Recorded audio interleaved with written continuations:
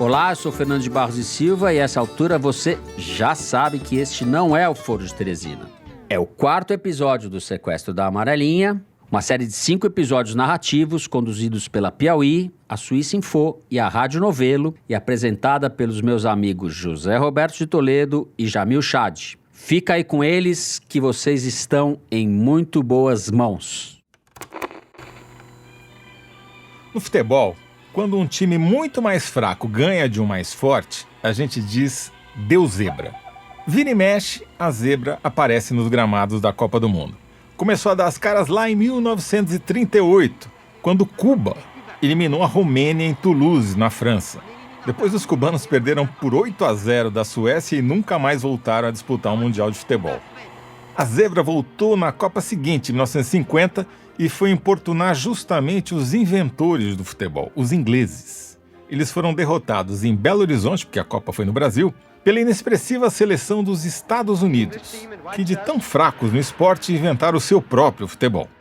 Em Seul, 52 anos depois, logo no jogo de abertura, a campeã mundial, a França de Zidane, perdeu para o Senegal por 1-0. Depois empatou com o Uruguai, perdeu para a Dinamarca e acabou eliminada ainda na primeira fase da Copa de 2002, sem marcar nem um mísero gol. Mas essa expressão deu zebra só faz sentido no Brasil, né, Jamil? Como é que se diz deu zebra aí na Suíça? Toledo, adonei les zebra. Não, tô brincando, não diz, né? Não tem tradução para deu zebra. Não tem tradução porque essa frase é originada de uma instituição eminentemente brasileira, o jogo do bicho. A zebra não faz parte do jogo, não é um dos 25 animais em que as pessoas podem fazer sua fezinha. Por isso, não pode ser sorteada. É uma aposta impossível de vencer. Pois é, quem popularizou a expressão deu zebra e adaptou ao futebol foi o Gentil Cardoso no distante ano de 1964. Gentil era técnico do valoroso time da Portuguesa Carioca e iria enfrentar o poderoso Vasco da Gama, favorito absoluto. Dias antes da partida, Gentil começou a dar entrevistas dizendo que a Portuguesa ia surpreender. Vai dar zebra, dizia. E deu. A Portuguesa ganhou de 2-1. A surpresa foi tamanha que a expressão caiu no gosto dos cariocas e depois dos brasileiros. Pois é, Toledo, mas eu acho que os suíços não vão entender essa história do jogo do bicho e zebra, não. Acho melhor a gente usar uma metáfora mais universal para contar esse episódio. Que tal a luta bíblica do pequeno Davi contra o gigante Golias? Boa, Jamil, vamos nessa. Vamos misturar malandragem carioca com o Velho Testamento, então. Neste episódio, o Golias, favorito absoluto, é um bicho de 2 cabeças, ou de 2 cartolas. Um híbrido de João Avelange e Ricardo Teixeira. E o pequeno Davi, ou a zebra da história, é um suíço chamado Jean-François Tenda, que, na verdade, não tem nada de franzina, mas tudo bem. Quando esse drama começa, Tenda estava dando seus primeiros passos no jornalismo depois de ter obtido um bacharelado em Direito. Foi ainda como estagiário que Tanda, o Davi da nossa história, revelou ao mundo os nomes de 2 poderosíssimos cartolas brasileiros e como eles se beneficiaram do esquema de corrupção da FIFA. Foi esse Davi improvável que empurrou o Golias de 2 cabeças para fora do círculo de poder do futebol. Eu sou José Roberto de Toledo, editor executivo da revista Piauí. E eu sou Jamil Chad, correspondente da Suíça Info. E este é o Sequestro da Amarelinha, uma coprodução da Piauí, Suíça Info e da Rádio Novelo. Episódio 4. Senhor, a polícia está subindo. Vamos fazer um mini flashback aqui. Porque lembremos, 70 é a primeira Copa transmitida para o mundo inteiro. 70 estabelece aquilo que o McLuhan chamava da aldeia global. 74, a Copa já é transmitida em cores para o mundo inteiro. O Avelange se dá conta disso, do que ele tinha na mão. Se associa com a ISL, com os irmãos Dassler, da Adidas. Esse é um trechinho da entrevista que a gente fez com o Juca Kfouri. E esse exato trecho apareceu aqui no 2º episódio. Mas vale a gente dar uma recapitulada no que significava essa associação da FIFA com a ISL. Vai lá, Jamil. Até o ano 2000, a International Sport and Leisure, a ISL, do Horst Dassler herdeiro da Adidas, controlava totalmente os direitos de transmissão e de marketing dos jogos da FIFA, sem qualquer licitação ou concorrência. Era um acordo milionário, claro, porque a transmissão desses jogos é disputadíssima. E o que a FIFA ganhava com isso? Uma boa contrapartida. Só entre 92 e 2000, a ISL e subsidiárias pagaram 158 milhões de francos suíços para a FIFA. Pensa que o franco suíço e o dólar em geral são bem equivalentes. Com um detalhe de que quase 22 milhões foram direto para os bolsos do Avelange, que foi presidente até 98, e do Ricardo Teixeira, que era um membro do Comitê Executivo da FIFA e presidente da CBF, além de, coincidentemente, genro do Avelange. Naquela mesma entrevista com o Juca Kfouri, o nosso repórter Alan de Abreu, da Piauí, perguntou para o Juca. E aí que o Ricardo Teixeira reproduz com o Ávila o esquema que o Avelange tinha com a ISL na FIFA, não, Juca? Exatamente. Aí você tinha um modelo pronto. Aqui no Brasil você já tinha o modelo que o Avelange implanta na FIFA, né, que eu chamo aqui no Brasil das capitanias hereditárias, que era a gestão ao lado das federações, que dava sempre maioria para o presidente da CBF. O Ricardo Teixeira aprendeu direitinho o caminho das pedras com a Avelange e aplicou o mesmo business model da FIFA aqui na CBF, com a Traffic ou Trafic do J. Ávila. Em alguns casos, até tinha uma concorrência de fachada. E aí você começa a constatar que há situações que não fecham. Há pessoas ou empresas de comunicação que te dizem que fizeram uma proposta para comprar o campeonato X e que o campeonato X continuou a ser vendido para a mesma empresa, apesar de ter certeza de que a proposta que eu fiz é maior do que a empresa que ganhou. Aí você viu a IMG fazer a mesma denúncia em relação à ISL. Fez uma oferta de 1 bilhão para comprar as Copas do Mundo de 98 e 2002 e a FIFA vendeu para a ISL por 200 milhões. O negócio estava escancarado. Como bem disse o Juca, para se tocar que alguma coisa estava acontecendo... Não precisava ser nenhum gênio. Você olhava em redor do mundo do futebol e perguntava: do que vive o Ricardo Teixeira? Ele não tem emprego, não tem nada, a CBF ainda não pagava salário, mas tem uma vida nababesca. Do que vive o presidente do Corinthians? Está lá o dia inteiro, também não tem emprego. Você começa a perguntar do que viviam as pessoas do futebol. Do que viviam as pessoas do futebol? Para responder essa pergunta, eu vou tomar a liberdade de citar um caso que está no livro O Delator, do nosso Alan de Abreu. O amigo do Avelange na ISL, o Dassler, morreu em 1987 aos 51 anos de câncer. Só que o esquema entre a ISL, a FIFA e a CBF não foi enterrado com ele. A parceria era agora capitaneada pelo braço direito do Dassler, o suíço Jean-Marie Weber. Depois, ele ficou conhecido pela alcunha de Homem da Mala. Toledo, inclusive eu já vi ele várias vezes com essa mala. Não sei se era mesmo, mas ele estava sempre, de fato, com uma mala. Sempre. Enfim, mas a história que eu quero contar é a seguinte. Na manhã do dia 3 de março de 97, um comprovante de depósito da ESL chegou na sede da FIFA no valor de 1,5 milhão de francos suíços. O diretor de finanças da federação, na época, o Irving Schmidt, estava por fora da jogada, não entendeu bulhufas e foi procurar o então secretário-geral, o Joseph Blatter, para saber que diabo de dinheiro era aquele. O Blatter pegou o comprovante e viu lá escrito Garantie JH. Quer dizer, não era para esse dinheiro ter ido para a conta da FIFA, né? Não era não. A grana era pro JH, João Avelange. O Blatter, que não era bobo, sacou o mal-entendido. Ele ficou na miúda, quer dizer, não falou nada pro comitê executivo ou pro comitê financeiro e deu um jeito de o dinheiro chegar no destinatário. Só que ele não pôde simplesmente apagar essa transação dos registros da FIFA.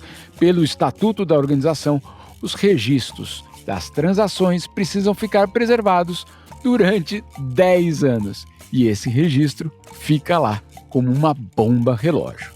Bom, acho que isso daí responde a pergunta do Juca Kfouri, né? Do que vivem essas pessoas do futebol. Era tanta propina, mas tanta propina, que a ISL simplesmente faliu. Sem exagero, em 2001, a ISL pediu falência com um rombo de 300 milhões de dólares. E a falência da ISL marca o começo da queda do Avelanche e do Ricardo Teixeira. Bom, ninguém melhor para explicar isso do que o estagiário que sacudiu a FIFA. A nossa zebra, o nosso Davi. So, my name is Jean-François Tanda. Meu nome é Jean-François Tanda. Eu fico baseado na Suíça, tenho formação em Direito e eu fiz muitas apurações, investigações jornalísticas envolvendo negócios futebolísticos internacionais. A gente conversou com o Tanda e com outros entrevistados do episódio de hoje em inglês, mas não se preocupa, que tudo vai ser dublado.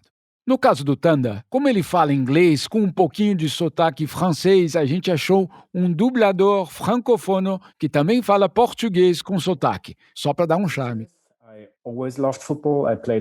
Eu sempre adorei futebol. Eu jogava futebol quando eu era garoto. Eu joguei num time muito mal sucedido, com alguns amigos até meus 20 anos. E mais tarde, virou só um hobby, por causa da falta de tempo. Eu sempre amei futebol. Na verdade, eu ainda amo muito futebol.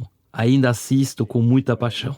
Bom, mas o Tanda, além de gostar de futebol, é um jornalista com J maiúsculo, tipo curioso nato. E com um diferencial, que é a formação em Direito, que ajudava ele a circular bem por essa papelada toda escrita em juridiquês, né? Em 2005, apesar da formação em Direito, o Tanda era estagiário de um jornal chamado Sonntag Zeitung, na Suíça, ou seja, jornal de domingo.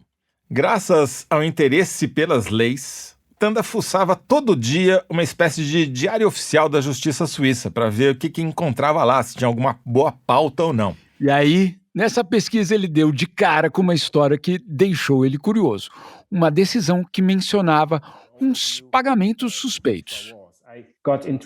Eu tive contato com o lado negro da FIFA, por assim dizer, por pura coincidência. Por causa da minha formação em Direito, eu costumava checar todos os dias as decisões do Tribunal Federal da Suíça, que é uma espécie de Corte Suprema da Suíça. E um dia, eu descobri uma decisão que dizia respeito a pagamentos a tomadores de decisão no mundo dos esportes. Tomadores de decisão no mundo dos esportes, mas ainda não constava nenhum nome, só o da FIFA. Uma decisão em que se dizia que comissões tinham sido pagas a burocratas, a representantes de organizações desportivas internacionais. E foi isso que me chamou a atenção. A decisão tinha sido tornada anônima, então não tinha nenhum nome nela.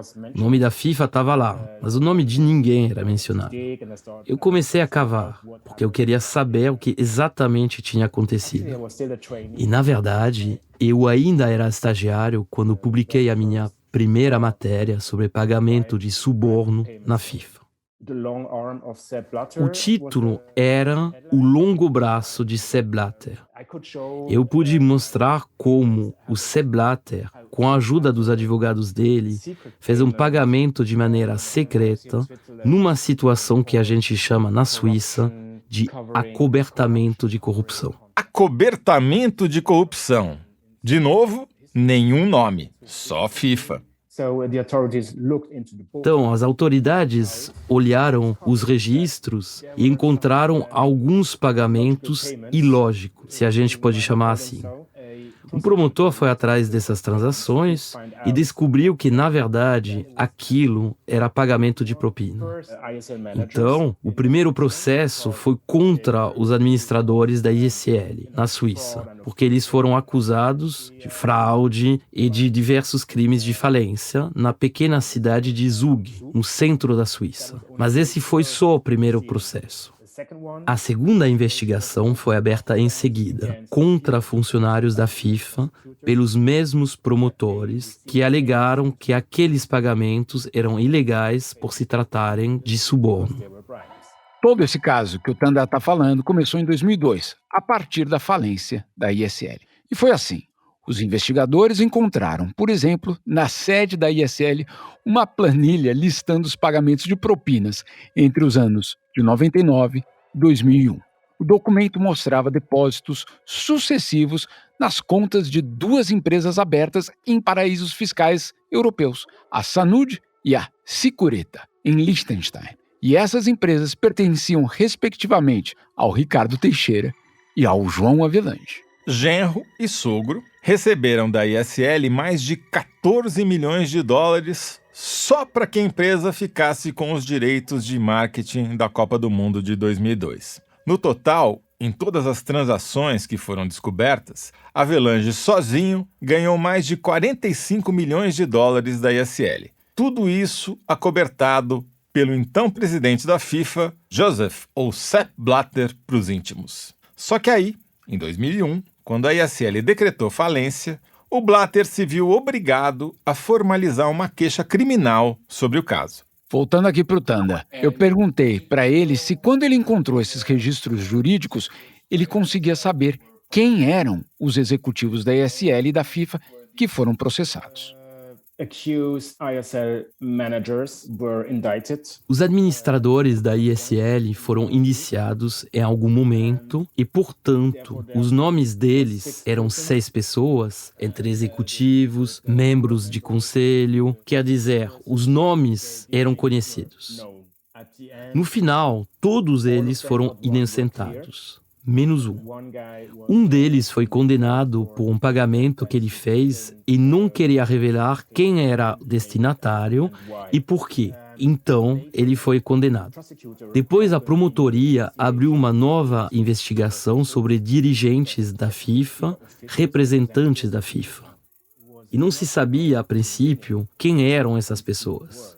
Essa nova investigação ficou a cargo do procurador suíço Thomas Hildenbrand. Ele chamou para depor o Jean-Marie Weber, lembra? O homem da mala, e outros diretores da ISL. O processo investigou a fundo também as empresas do Teixeira e do Avelange nos paraísos fiscais, a Sanud e a Sicureta. O advogado do Avelange e do Teixeira, o Dieter Gessler, chegou a argumentar que em países como o Brasil, a propina era um estilo de vida. E deu certo o argumento dele, Jamil? Não funcionou.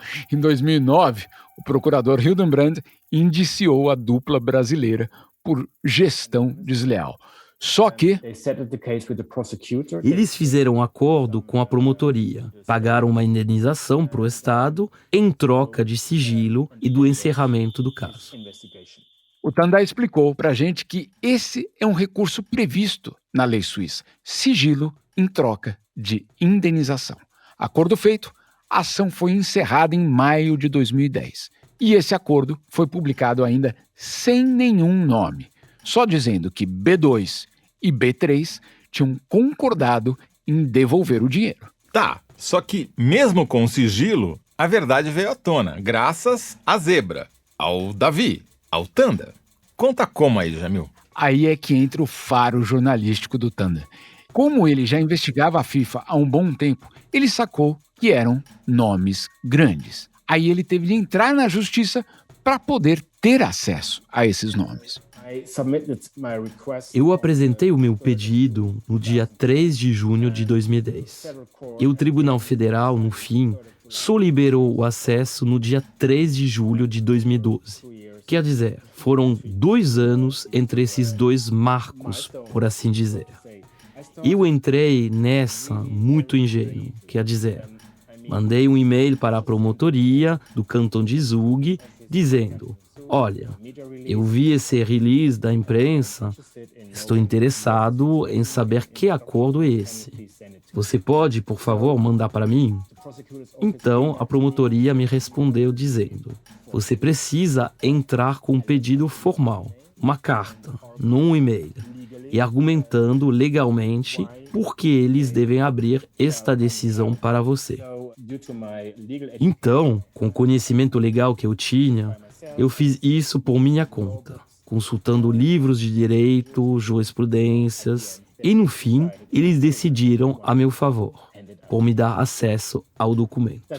Esse documento era, eu diria, a primeira prova. legalmente certificada de que funcionários de alto escalão, na verdade, o oficial de mais alto escalão, porque Havelange era o ex-presidente e recebeu o dinheiro como presidente da FIFA, e esse documento foi a primeira prova legal de que funcionários da FIFA receberam suborno em quantias realmente elevadas.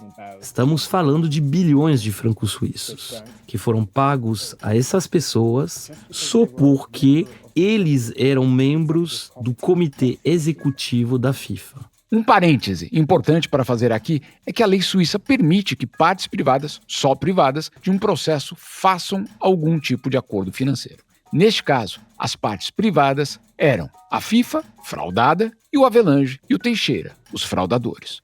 Se a parte que foi fraudada e a parte que fraudou chegam a um acordo, uma paga a outra e o caso é encerrado. Isso vale para questões financeiras, não vale para crimes contra a vida, por exemplo. A decisão, então, não vai a julgamento e a pessoa que fraudou nunca é condenada. O processo é encerrado sem sentença. Eu perguntei para o Tanda se essa indenização que o Havelange e o Teixeira pagaram nesse acordo com a Justiça Suíça era muito dinheiro, ou se, digamos assim, valeu a pena. Se acabou sendo um bom negócio para eles fazer esse acordo. Sim, acho que foi um bom negócio. Acho que o Teixeira pagou, no total, 500 mil. 500 mil francos suíços, perto dos milhões que eles ganharam como propina, não é nada. Uma multinha, né? Um tapinha na mão. Uma dificuldade que estava lá e que era provavelmente a razão pela qual a promotoria não quis levar este caso ao tribunal, pela qual ela achou ok encerrar o caso com pagamento de indenização e porque não era totalmente claro pelas leis suíças que esse trâmite era ilegal. A ISL podia deduzir esses pagamentos dos impostos que a empresa pagava, por exemplo. A ISL declarava esses pagamentos como custos de venda. Os custos de venda, naquela época, na Suíça, eram permitidos. E era claro que a propina também estava incluída nesses custos de venda, em geral. Imagina, declarar propina no imposto de renda, é demais. Eu perguntei para o Tanda se isso era lido como uma espécie de comissão. Exatamente, é um tipo de comissão. Então, pelo lado da ISL, não era realmente claro que esse procedimento era ilegal. Eles eram autorizados a pagar esses custos de venda. A lei já mudou desde então, mas naquela época não era ilegal para o lado da ISL, mas para o outro lado, sim, era ilegal. Porque se você é o executivo de uma organização e você pega dinheiro que deveria ir para a organização, isso é uma má gestão criminosa. Mas não existia jurisprudência de como tratar desses pagamentos. Então, a promotoria precisou encontrar um jeito de encerrar a investigação, porque ela podia fracassar se no final, no tribunal, dissessem: olha, todo mundo sabe que é propina, todo mundo sabe que não é ok. Mas a legislação suíça não entende isso como sendo ilegal. Ia ser um problema para o promotor. Então acho que foi um pouco assim. Todos os lados ficaram felizes com o acordo no começo. Acho que o promotor também ficou satisfeito por poder mostrar que ele realmente tinha investigado. Perguntei para o Tanda se a FIFA tinha sofrido alguma consequência dessa investigação.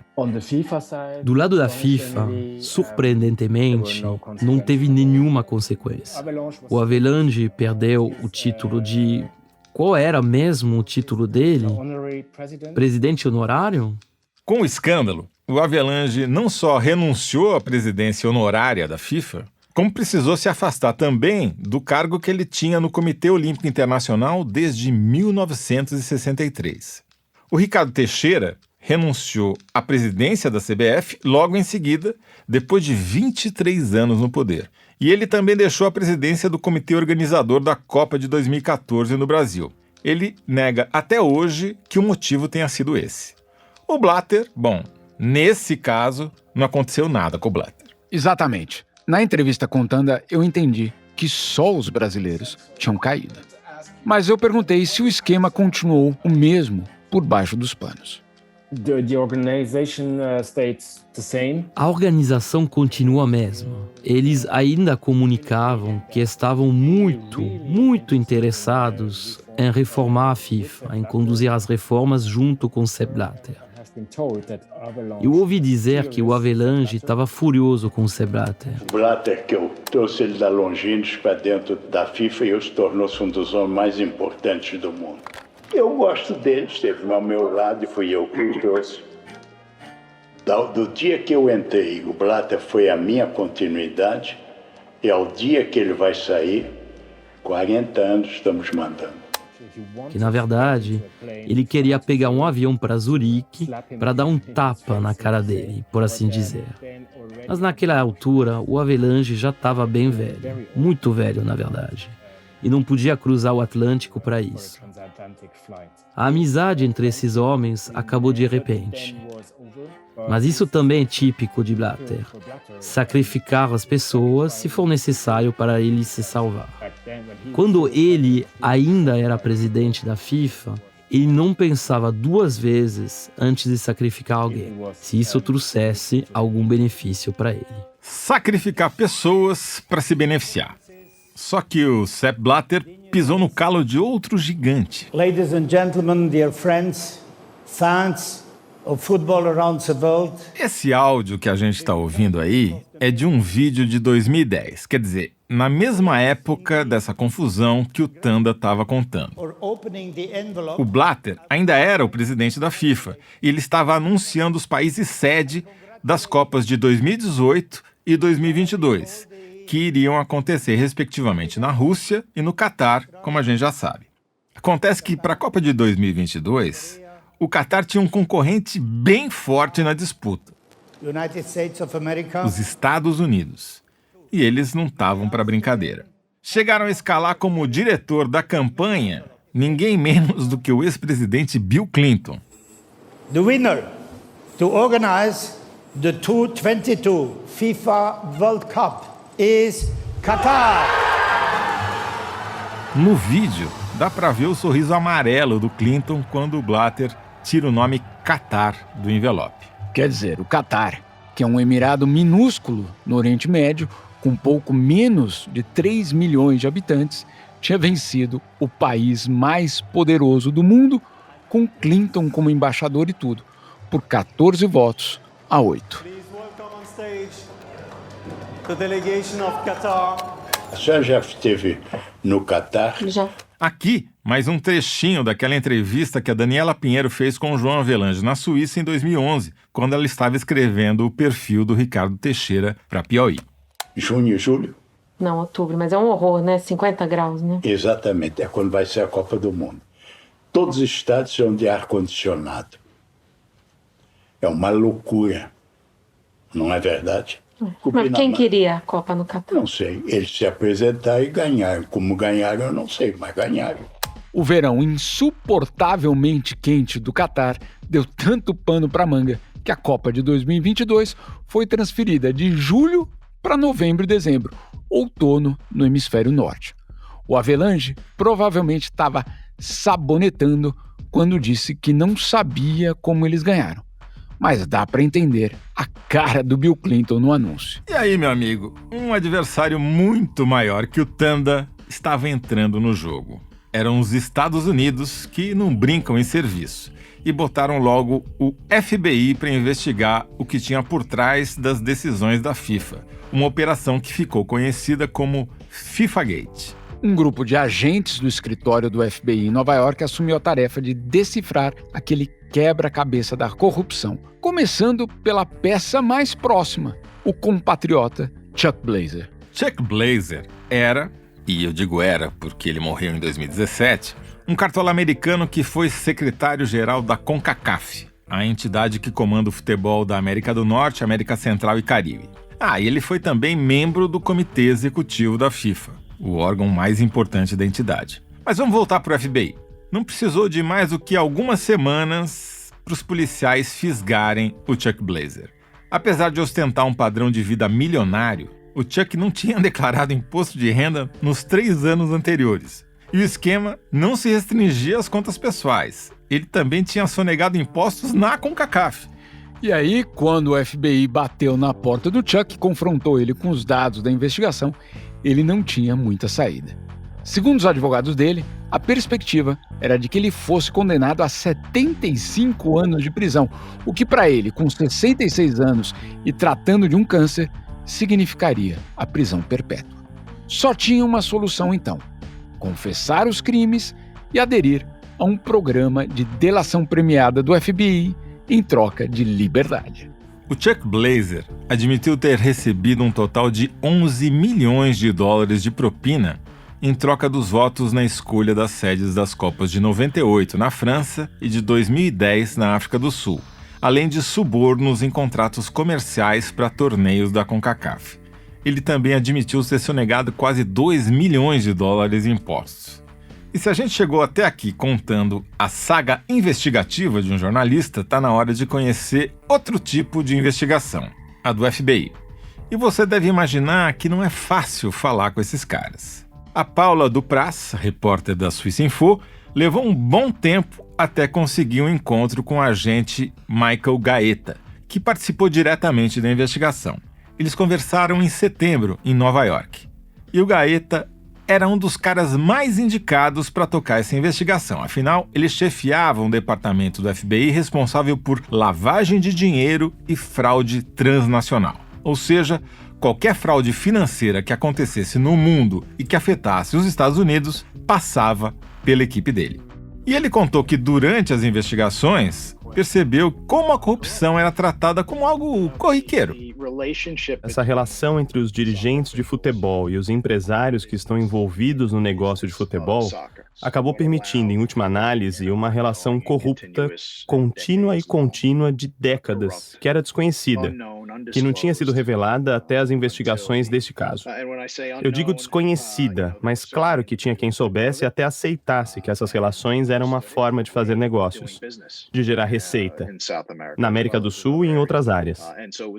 Tinha um entendimento de que havia um valor acordado, além do que estava legitimamente contratado para mídia e marketing, e que tinha que ser fornecido. Uma porcentagem desse montante era reservada aos indivíduos que estavam concedendo esse direito, o que é um jeito muito corrupto de fazer negócio. Um jeito, no mínimo, antiético, no mínimo, contraditório e, obviamente, criminoso.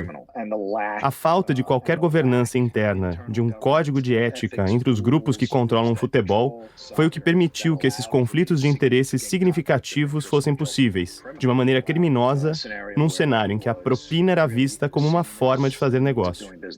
Como o Tanda tinha explicado para a gente mais cedo, a propina, dentro da legislação suíça, ficava num terreno de imoral, mas não ilegal, a ponto de a ISL, por exemplo, incluir a propina na declaração de imposto de renda como custos de venda. Foi por causa desse, digamos assim, desalinhamento entre as leis americanas e as leis suíças que o FBI, num primeiro momento, decidiu tocar essa investigação por conta própria.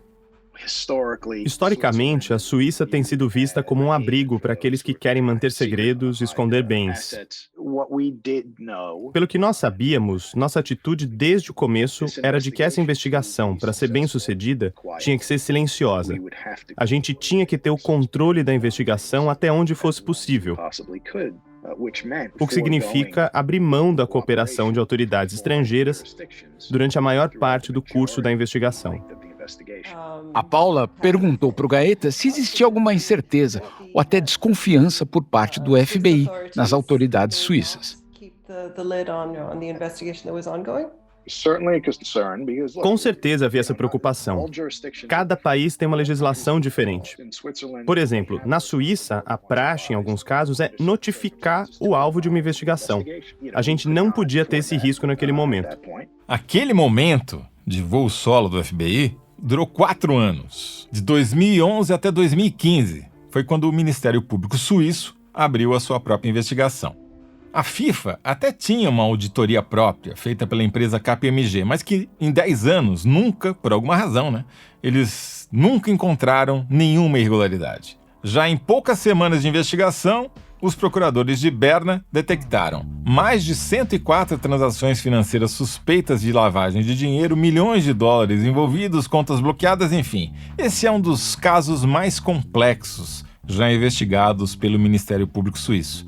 Até agora, essas investigações envolveram 90 milhões de documentos e quase 29 terabytes de dados. Dá mais de 30 computadores como esse que eu estou usando aqui. Olha, o Avelange e o Teixeira já tinham caído em 2012 e 2013, a partir do furo do Jean-François Tanda.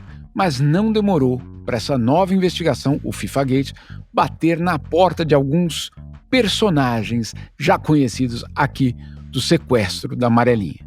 O Chuck Blazer, o tal cartola americano, não apenas abriu o jogo para o FBI sobre todos os parceiros de corrupção dele, como gravou as reuniões do Comitê Executivo da FIFA, encontros com dirigentes esportivos e empresários, e eu suspeito com jornalistas também, mas eu não quero lembrar disso. Entre os grampeados por ele estavam os executivos da Trafic. Lembra da Trafic? A empresa de marketing esportivo criada pelo J. Ávila, aquele que começou a carreira como jornalista e virou o melhor amigo do Ricardo Teixeira? Pois é, no dia 9 de maio de 2013, o FBI prendeu o J. Ávila, bem fundamentado com um grampo que o Chuck Blazer fez dele, pedindo para o próprio Chuck não falar nada de propina com os policiais. Só que o Ávila não ficou preso muito tempo e também não ficou calado. Na prisão, ele caiu no canto da sereia do FBI e assinou um acordo de delação. A barganha era boa. Em troca de não ser processado, J. Ávila entregou um catatal de documentos e topou, ele também, virar um homem-grampo do FBI. Agora ele era O Delator, título do livro do Alain de Abreu. Ô Clebinho, o Marinho, o Marco Polo sabe que você está pagando mais pro Ricardo? Claro que sabem. Não pago mais, Ávila. É 1 e 1. Mas esse 1 do Marinho, ele divide com o Marco Polo, não divide? Divide. Como eles fazem, eu não tenho a menor ideia. Pois é, mas... Eles estão participando de alguma forma. Não podem reclamar. Mas, Ávila, o combinado não é caro, foi combinado. Agora, o J. Ávila era também um homem, digamos assim, do FBI, com a missão de entregar todos os parceiros que ele cultivou ao longo de décadas no mundo dos negócios e do futebol. Esse que você ouviu aí agora, por exemplo, era um dos melhores amigos dele, o Kleber Leite. Eles se conheceram no jornalismo esportivo, quando ainda eram jovens. Mas a rede do Ávila tinha fisgado só peixe pequeno até então. Faltava um nomão para ele ficar bem na fita com a justiça americana. E o maior nomão, com N maiúsculo, que ele tinha, era o Ricardo Teixeira. Você em algum momento notou preocupação dele com essa questão? Porque a essa altura já havia a investigação americana, né? Sim. Aqui de novo a Daniela Pinheiro falando sobre as entrevistas que ela fez com o Ricardo Teixeira em 2011 para o perfil que ela publicou na Piauí. Ele dava alguma dica de preocupação com isso? Zero. De prestar atenção às assuntos? Zero. E a frase, eu só vou me preocupar, meu amor, quando sair no Jornal Nacional. Uma pessoa que fala isso é porque está muito segura que não vai sair, não é? Teixeira parecia um alvo relativamente fácil, e o Ávila apostou em pegar esse peixão. Vou chamar aqui de volta o Alain, que conhece essa história pelo avesso e pelo direito. Toledo, essa é uma das histórias mais legais que eu apurei no meu livro sobre o Ávila. O Teixeira, certo dia, estava em Miami, onde ele tinha um imóvel, quando o celular dele tocou. Era o Ávila, o antigo parceiro de negócios, querendo marcar um almoço em um restaurante da cidade. O Ricardo Teixeira topou. Era o Smith & Wollensky, um restaurante muito luxuoso da capital da Flórida. Chegando lá, entre uma e outra taça de vinho, a conversa estava tranquila. Só que, de repente, o Ávila começou a tratar de uns assuntos do passado, né? Assuntos que só os dois sabiam. Assuntos nada republicanos, obviamente, nas propinas que jorraram aí nessa parceria entre a Trafic, do Ávila, e a CBF, então gerida pelo Ricardo Teixeira. Quando esse assunto veio à tona na mesa, o Ricardo Teixeira estranhou demais pelo contexto, não havia porquê o Ávila de repente lembrar desse passado pouco glorioso da história da dupla. E foi quando o Teixeira começou a olhar de rabo de olho e ele notou que os garçons sempre passavam muito próximos da mesa onde eles estavam. Ele, na verdade, estava cercado de agentes do FBI disfarçados de garçons. Na hora, o rosto dele ficou vermelho, ele levantou da mesa, colocou o dedo na cara do Ávila e soltou o palavrão: filho da puta. Estava sacramentado o divórcio entre J. Ávila e Ricardo Teixeira, mas o casamento de interesse entre Ávila e o FBI, esse seguia firme e forte. E essa história de traição tem um cenário, um dos hotéis mais caros e luxuosos do mundo, onde uma diária pode chegar a R$22 mil. O Hotel Barrolac, em Zurique, na Suíça. O Jamil estava lá, naquele dia, e voltou agora para reavivar a memória para contar para a gente. Nós estamos no que seria uma espécie de segunda casa dos cartolas do futebol quando eles estavam em Zurique, que é o Hotel Barrolac. Um hotel que... Yes. Yes, madam. Can I get a double espresso? Yes. Thank you. E de fato era assim que a gente ficava nesse hotel, só pedindo um café. Porque uma das regras da administração do hotel é que os jornalistas só podiam estar no hotel se consumissem. O problema, por exemplo, eu pedi um expresso duplo que sai aqui no menu, sai por 9 francos suíços, o que, traduzindo para o português, dá mais de R$50. Claro, o que a gente fazia como repórter aqui por muitos anos era pedir um café que ele durava o dia inteiro para que a gente pudesse ter autorização de ficar aqui dentro. Agora, o que é aqui dentro? Nós estamos, na verdade, no bar. O bar aqui do Barrolac é onde, basicamente, muitas das negociações aconteciam, muitas das conversas que decidiam o futuro do futebol aconteciam. Então, você tinha uma divisão até por sofás, grupos diferentes ficavam em diferentes sofás. Para a gente ter uma ideia, são sofás super tradicionais, eu até chamaria de um luxo decadente, com árvores artificiais no meio do salão, lustres, aqueles gigantescos que parecem daqueles filmes do Titanic, obras de arte de um gosto mais do que questionável. Agora, o que acontece é que esse local, que era uma espécie de um local de segurança deles, porque aqui eles estavam fora do alcance do público, eles estavam fora do alcance da atenção, inclusive de outros dirigentes, jamais se pensaria que algo assim pudesse acontecer. Era impensável até o dia 27 de maio de 2015. Naquela altura, o inquérito do FBI, com grampo e com tudo, já estava rolando havia 4 anos.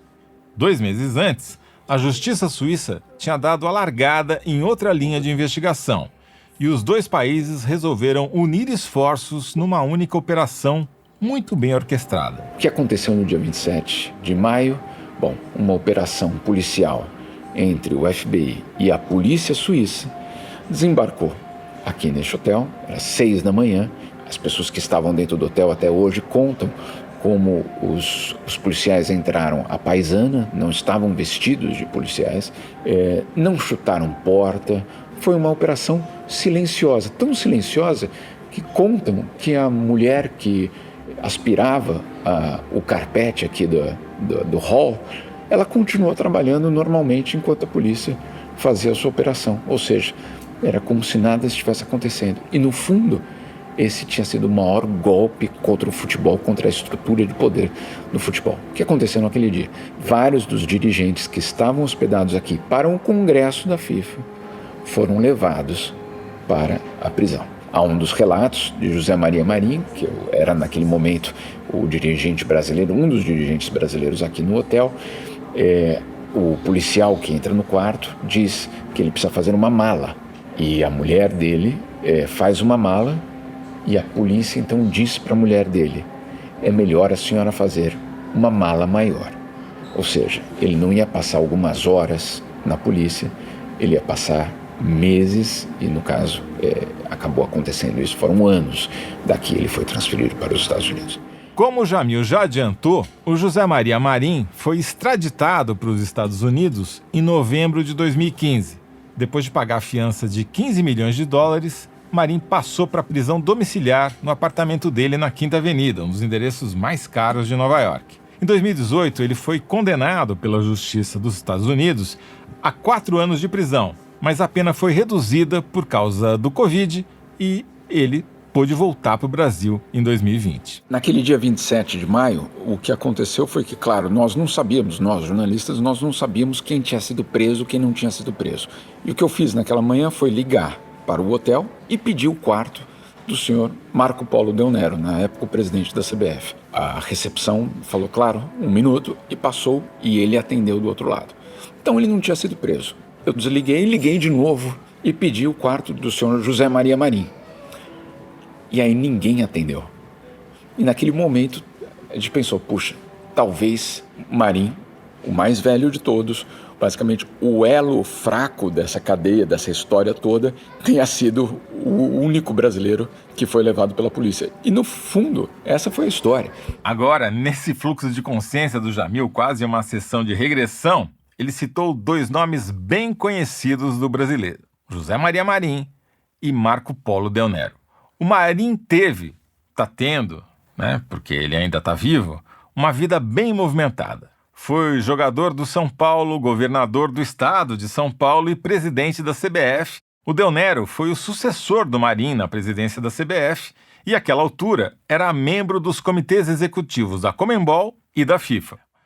Vou passar a bola de volta para o Jamil, que já tomou o expresso duplo dele lá no Barrolac e voltou para casa. Bom, essa operação não aconteceu só no hotel mais luxuoso de Zurique. Foi uma ação maior, orquestrada.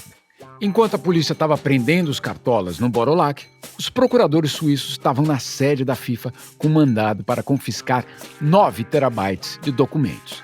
Isso equivale a 600 milhões de páginas que iam embasar a investigação do FBI. A estimativa era de que num período de 24 anos, a cartolagem do futebol tivesse embolsado 150 milhões de dólares em propinas.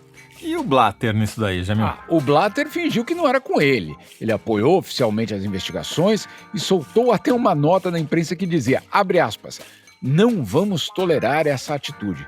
Este é um bom dia para a FIFA. Fecha aspas.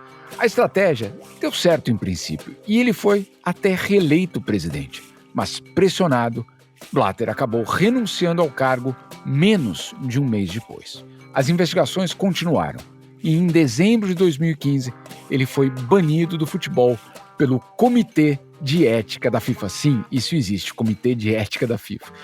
A punição foi por pelo menos 6 anos, mas agora em março de 2021 a suspensão foi ampliada por mais 6 anos. Quer dizer, se parar por aí, o Blatter só poderia voltar em 2027, quando ele já vai estar com 91 anos. E aqui vou contar um pouco dos bastidores dessa apuração, Toledo. Eu entrei em contato com o Blatter algumas vezes e a gente chegou a marcar uma entrevista presencial. A produção até combinou com o secretário dele o envio de equipamentos para a gravação e tudo. Mas, na véspera, ele desistiu. Isso foi em agosto. Desde então, a gente tenta marcar uma conversa e nada. Talvez tudo isso tenha um motivo. Depois do FIFA-Gate, as organizações esportivas começaram a mudar de discurso, ou seja, mudar as aparências. Como algumas coisas não mudam, todas elas continuaram sediadas no país mais charmoso, onde é possível manter, digamos, uma idoneidade flexível, a Suíça. A Paula Dupraz, minha colega aqui na Suíça Info, conversou com um cara que pode ajudar a gente a entender como as coisas chegaram neste ponto. O Marc Piet é um jurista especializado em anticorrupção e ele foi presidente do Comitê Independente de Governança da FIFA. Um detalhe interessante é que o Piet foi nomeado pelo Blatter em 2011, antes das prisões do FIFA-Gate, mas quando a imprensa já estava soltando notícias sobre corrupção na FIFA.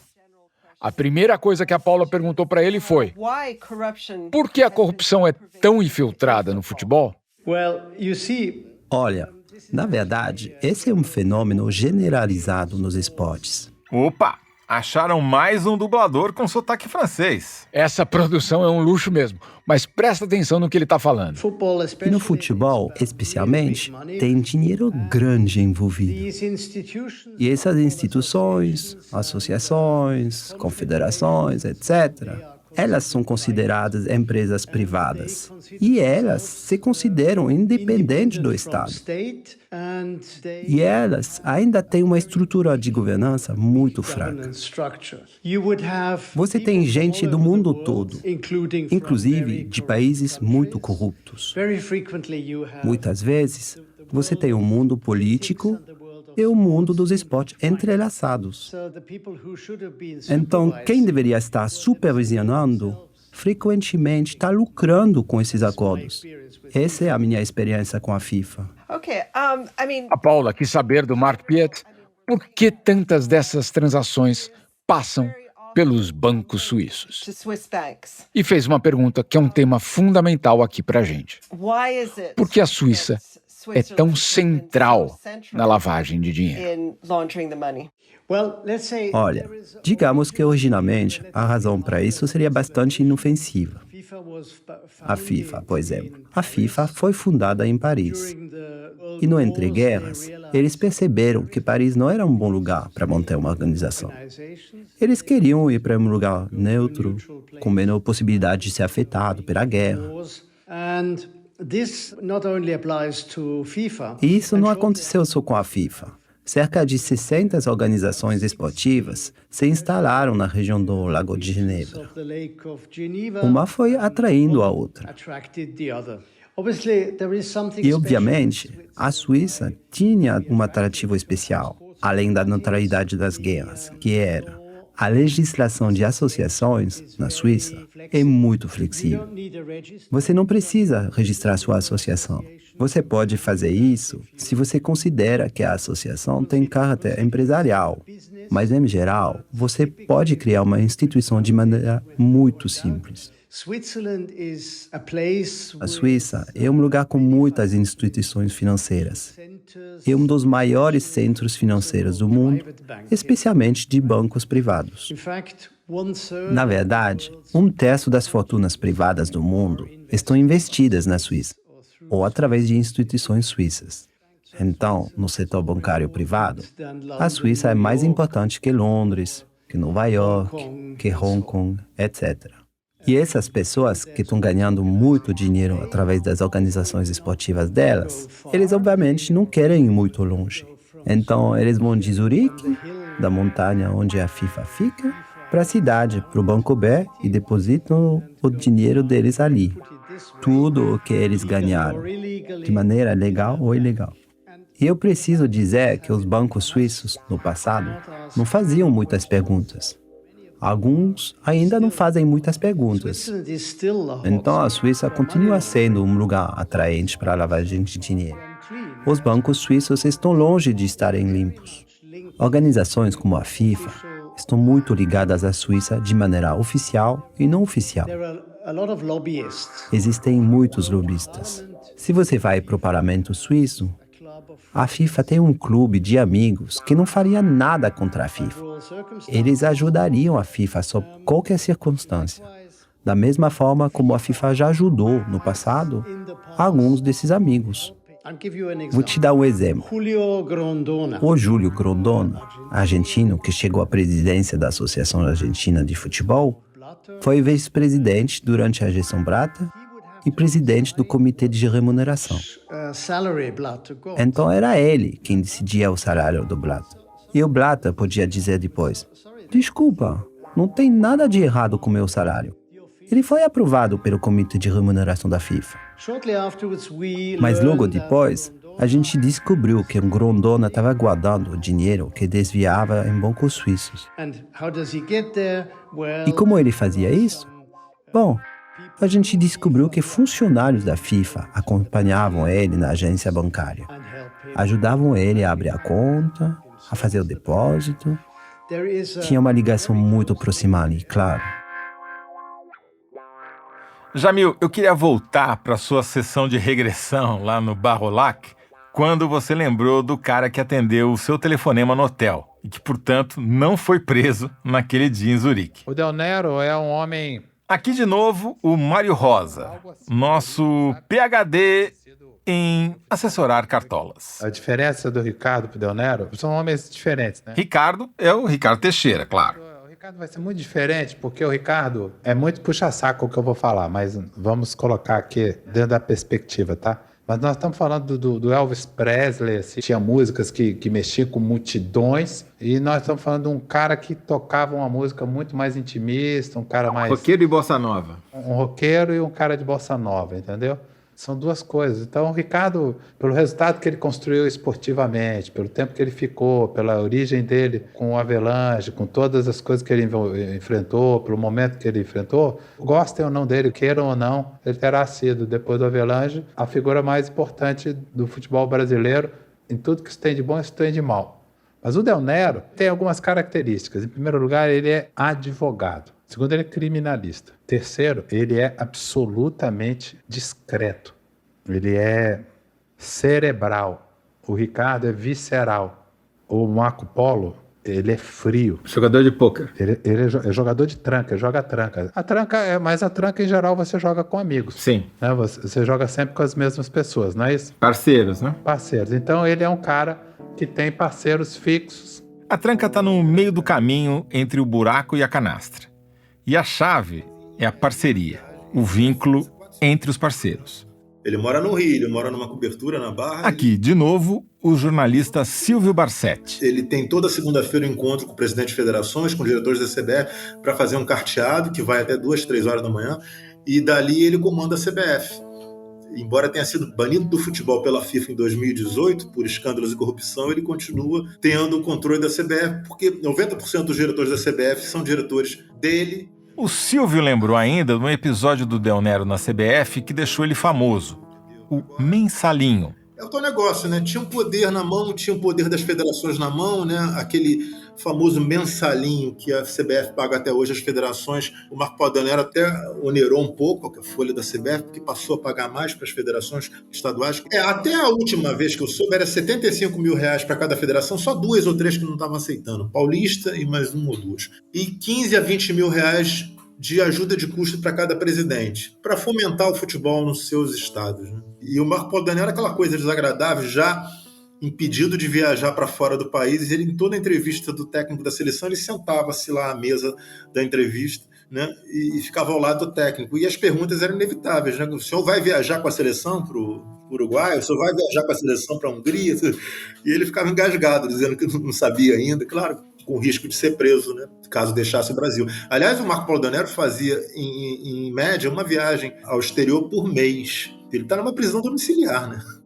Naquele dia 27 de maio de 2015, quando 7 dirigentes foram presos no Borolac, o Del Nero passou ileso. Até ali, o nome dele ainda não era citado diretamente nas investigações. A corda só esticou para o lado do Del Nero alguns meses depois, em dezembro, quando o Departamento de Justiça americano incluiu 16 novos nomes entre os indiciados. Entre eles, o Ricardo Teixeira e o Del Nero. Nenhum dos dois foi preso. O Silvio Barsetti falou em prisão domiciliar como figura de linguagem, né, com muitas aspas, porque nem Del Nero, nem Ricardo Teixeira foram condenados pela justiça para ficar em casa. Ao contrário, eles podem se locomover à vontade. Agora, eles talvez não se arrisquem a viajar para o exterior para não serem incomodados pelo FBI ou pela Interpol. Ficando aqui, eles não correm risco, porque o Brasil não extradita cidadãos brasileiros. O Ricardo Teixeira, por exemplo, não atravessa as fronteiras brasileiras desde 2015, segundo apurou o repórter Alain de Abreu, da Piauí. E isso, para quem costumava passar boa parte do ano viajando para outros países, é uma bela mudança de hábitos, né? Em 2002, por exemplo, Ricardo Teixeira passou mais dias no exterior do que no Brasil. Foi ano de Copa do Mundo, mas não foi só no Japão nem na Coreia que ele passou mais tempo. Adivinha onde foi, Jamil? Sim, foi aí, na Suíça mesmo. O Del Nero foi banido pelo Comitê de Ética da FIFA em 2017. Já o Ricardo Teixeira, protagonista de uma série de documentos do FIFA Gate, foi banido do futebol profissional no final de 2019. E esse banimento é perpétuo. Quer dizer, aquele que já foi o homem mais poderoso do futebol brasileiro não pode nunca mais participar de nenhuma atividade ligada ao esporte. Agora, Toledo, eu queria voltar aqui num trechinho da entrevista com o Mark Piet, aquele jurista especializado em anticorrupção. Eu perguntei para ele como as coisas dentro da FIFA tinham mudado a partir do FIFA Gate. Tem um lobby protegendo a FIFA. Isso não se restringe só à gestão do Blatter. Nada mudou desde então. Então, peraí. Se na FIFA nada mudou, e quem disse isso foi o Mark Piet, não sou eu. Se ninguém mais está preso, essa investigação aí na Suíça, todo o esforço do Tanda, a cena de cinema protagonizado lá pelo pessoal do FBI, tudo isso não serviu para nada? Tudo na vida são interesses. E a Suíça entendeu que esses escândalos de corrupção, que vinham de antes do FIFA Gate, estavam manchando a imagem do país internacionalmente. Para um país que tem como seu principal ativo justamente o sistema financeiro, não é nada interessante colocar essa confiança em dúvida. No parlamento suíço, as coisas começaram a andar em 2014, com a proposição da chamada Lex FIFA, ou Lei FIFA. Um projeto que estabelece que entidades esportivas e seus cartolas sejam tratados na mesma categoria de políticos, o que permite que a justiça suíça tenha um monitoramento extra sobre suas contas. Um dos nomes mais ativos na defesa dessa nova legislação foi o parlamentar suíço Roland Bichel. A Paula Dupraz, como quem não quer nada, perguntou para ele o que ele diria para o Ricardo Teixeira. E a resposta não foi bem o que a gente imaginava. No próximo e último episódio do Sequestro da Amarelinha, a gente vai entender por que um parlamentar que estava lutando contra a lavagem de dinheiro na Suíça tem muito a agradecer ao Ricardo Teixeira. É hora de olhar para frente, pensar no futuro do futebol, das transmissões esportivas, da Copa e da nossa camiseta amarela. O Sequestro da Amarelinha é uma coprodução da revista Piauí, da Suíça Info e da Rádio Novelo. Eu, José Roberto de Toledo, apresento e faço a direção de jornalismo com meu colega Jamil Chad, que encabeça o time suíço. Na reportagem, contamos no time da Piauí com Alain de Abreu, Fernanda da Escócia e Marcos Amoroso. A checagem é do Plínio Lopes. O time da Suíça Info tem coordenação do Dale Bechter, reportagem da Paula Dupraz e consultoria da Suzanne Heber. A coordenação do podcast é da grande Evelyn Argenta, da Rádio Novelo, com o apoio da Branca Viana, da Paula Scarpim e do Vitor Hugo Brandalize. A produção é da Gabriela Varela, da Marcelle Darieux e do Marcel Riso. A produção executiva é do Guilherme Alpendre. O roteiro foi escrito pela Clara Rellstab e pelo Gabriel Maria. A edição é da Evelyn Argenta e a sonorização da Paula Scarpim. A trilha sonora original é do Pedro Leal Davi, com percussão do Anderson Maia. A finalização e a mixagem são do Henrique Sciurcio, da Confraria de Sons e Charutos, onde também fizemos a gravação sob supervisão técnica do Cauê Shimoda. A coordenação digital é da Juliana Jäger e da Bia Ribeiro, e a promoção é da Mariana Faria. A identidade visual é do Kai Reusser.